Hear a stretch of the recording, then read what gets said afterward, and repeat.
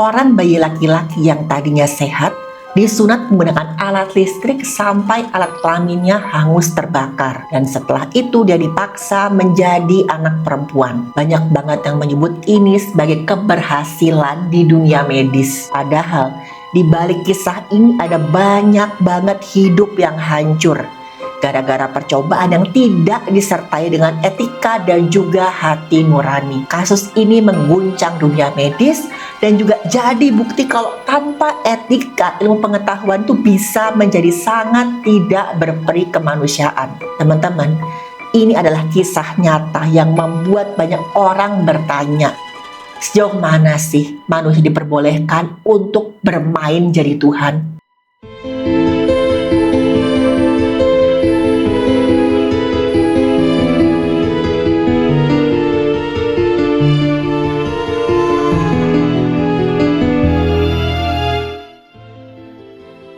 Halo, saya Dr. Stefani.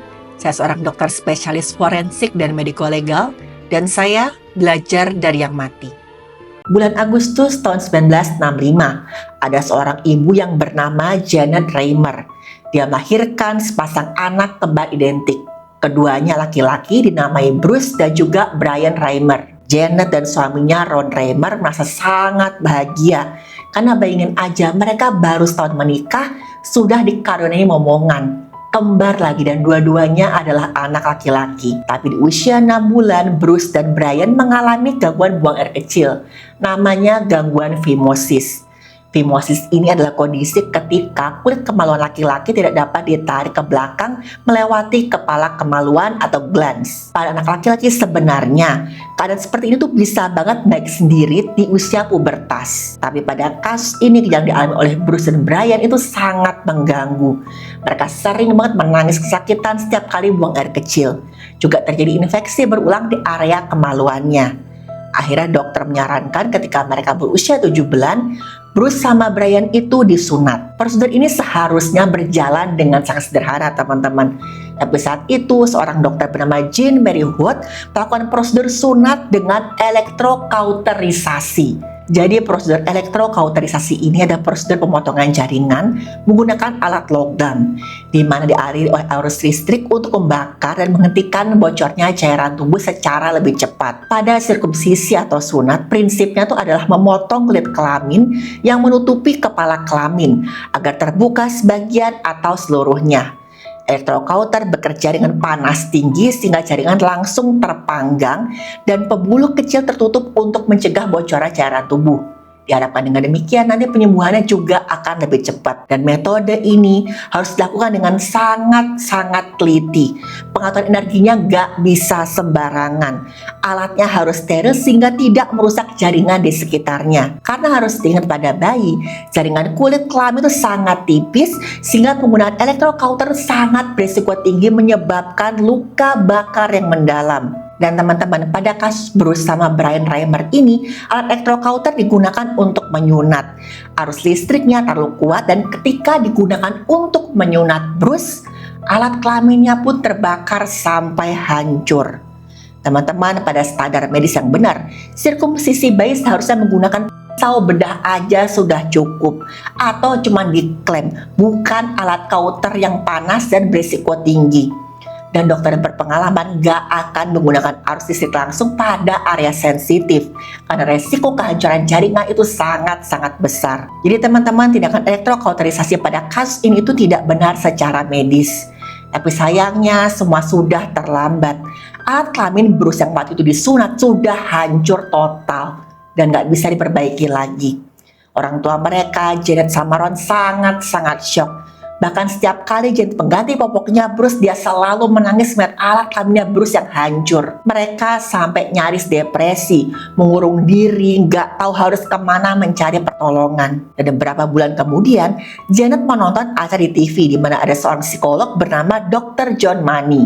Dr. John Money ini adalah seorang yang sangat-sangat berkarisma, dengan penuh percaya diri dan menjelaskan sebuah teori. Dr. Money bilang, dia tuh yakin kalau identitas gender itu lebih ditentukan oleh pola asuh ketimbang genetik atau hormon.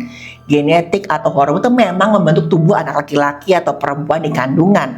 tapi tidak mengunci pikiran atau jiwa. Identitas gender anak itu diajarkan lewat mainan, pakaian, dan cara lingkungan perlakukan mereka. Dokter Mani itu dengan percaya dirinya menganggap otak bayi atau anak-anak itu begitu lentur sehingga arah identitas gendernya bisa diarahkan. Dan dia yakin teori ini didasarkan bukti ilmiah yang kuat. Dia melaporkan bahwa anaknya secara genetik perempuan, tapi dibesarkan secara laki-laki, bisa tumbuh meyakini dirinya adalah laki-laki. Dari sinilah lahir teori netralitas gender ketika seseorang lahir.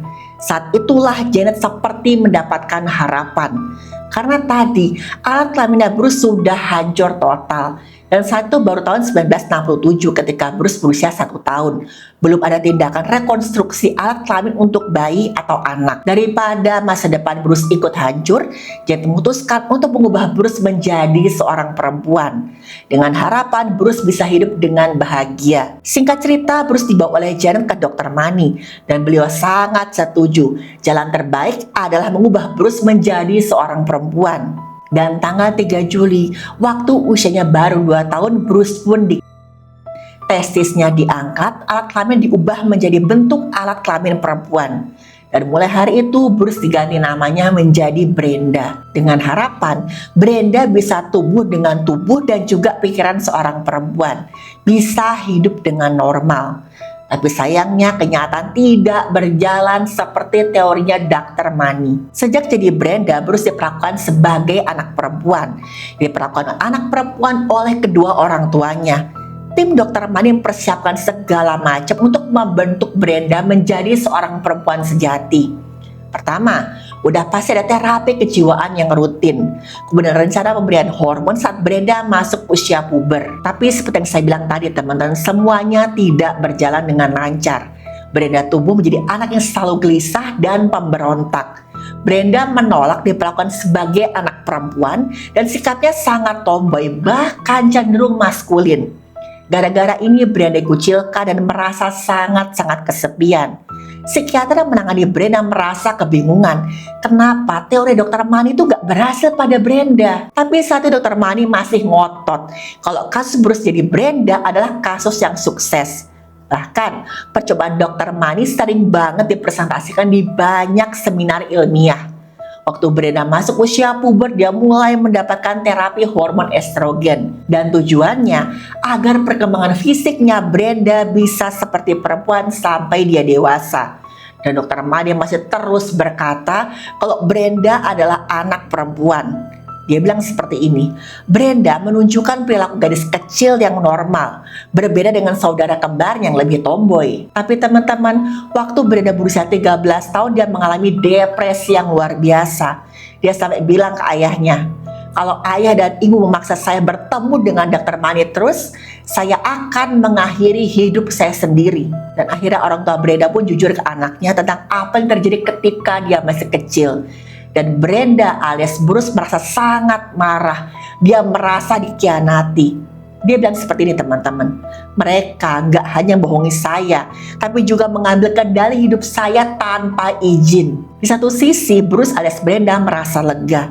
Dia akhirnya tahu alasan kenapa dia selalu berbeda dan tidak nyaman sebagai seorang perempuan.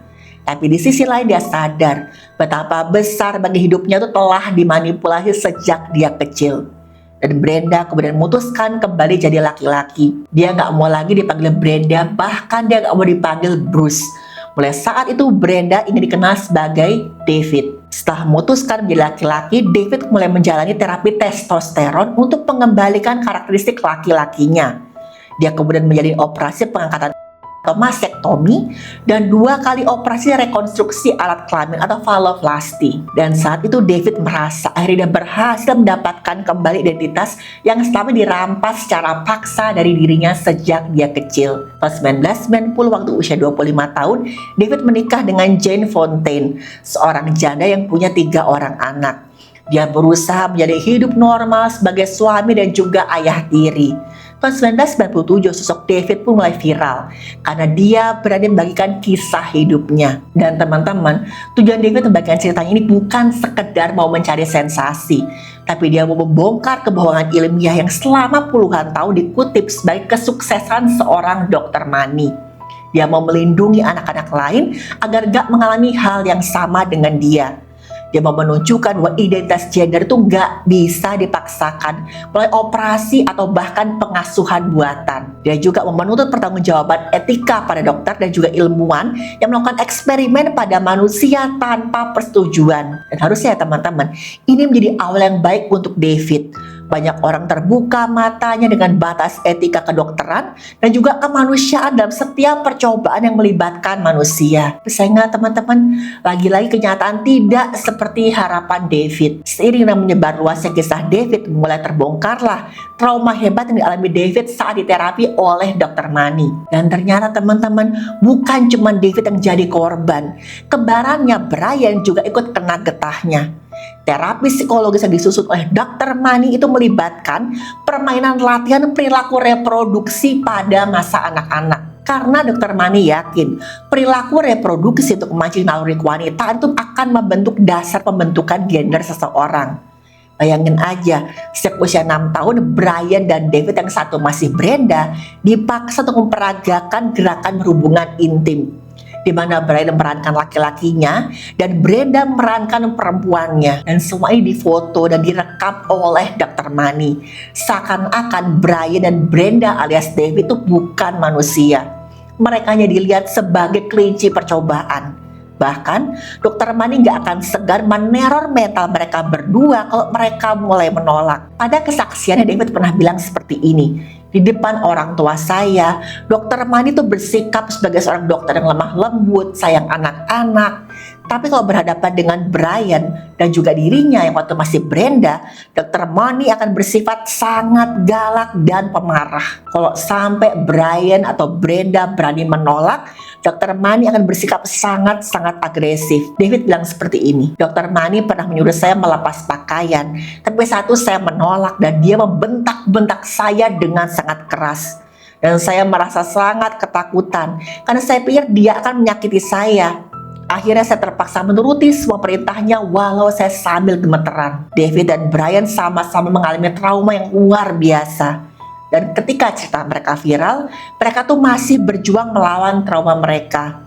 Di satu sisi memang tindakan Dr. Money yang tidak berperi kemanusiaan itu terekspos. Tapi di sisi lain, luka lama yang dialami oleh David dan juga Brian itu semakin terbuka. Mereka kembali menceritakan ulang pengalaman mereka ketika mengalami tindakan tidak senonoh secara paksa dengan kedok eksperimen yang sejak dulu berusaha mereka lupakan. Setiap wawancara itu menjadi semacam retraumatization.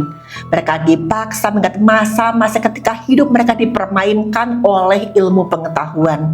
Dan puncaknya, waktu Brian mengalami depresi berat sampai dia mengidap skizofrenia. Brian mulai menarik diri lingkungan dan merasa dikucilkan secara sosial. Brian merasa sangat bersalah karena dia menjadi bagian dalam eksperimen yang menyakiti David yang saat itu masih jadi Brenda. Saat itu Brian gak bisa lakukan apa-apa karena Brian juga masih anak-anak. Dan teman-teman, tahun 2002 Brian kehilangan nyawanya karena dia terlalu banyak mengkonsumsi obat antidepresi secara sengaja. Dan banyak yang yakin kalau Brian memang sengaja mengakhiri hidupnya sendiri karena nggak kuat dengan tekanan mentalnya. Dan setelah Brian kehilangan nyawanya, David pernah berkata, "Setiap kali saya bicara untuk memperingatkan dunia, saya membayar semuanya dengan rasa sakit saya sendiri." David membawa rasa bersalah karena merasa gagal melindungi saudaranya. Meskipun sebenarnya keduanya sama-sama korban dari sistem medis yang salah arah. Dan kepergian Brian membuat hidup David berubah drastis. Dia merasa sangat bersalah dan berduka. Setiap hari dia datang ke makamnya Brian, dia mendoakan, yang menangis di depan makam saudaranya. David sampai kehilangan pekerjaan. Ketika dia berusaha melakukan investasi, dia malah kehilangan uang dalam jumlah yang besar. Rumah tangga David otomatis juga berantakan. Akhirnya dia bercerai dengan Jane dan kehilangan keluarganya dan mulai hidup sendirian. Dan teman-teman, tanggal 4 Mei tahun 2004, David pun mengakhiri hidupnya sendiri. Dia dimakamkan di pemakaman yang sama dengan Brian, saudara kembarnya.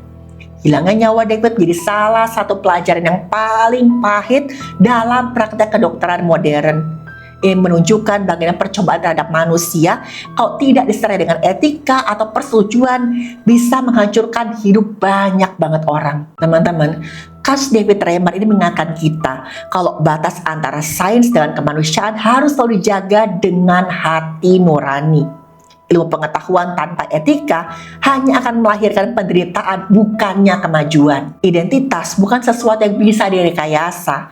Identitas itu tumbuh dari dalam, bukan dipaksakan dari luar. Dan pengampunan tidak menghapus luka, tapi memberi kekuatan untuk berdamai dengan masa lalu. Dan setiap keputusan medis harus berangkat dari empati, bukannya ambisi untuk membuktikan sebuah teori. Dan satu yang mau saya tekankan, cinta dan niat baik itu tidak akan pernah membenarkan tindakan yang melanggar kemanusiaan.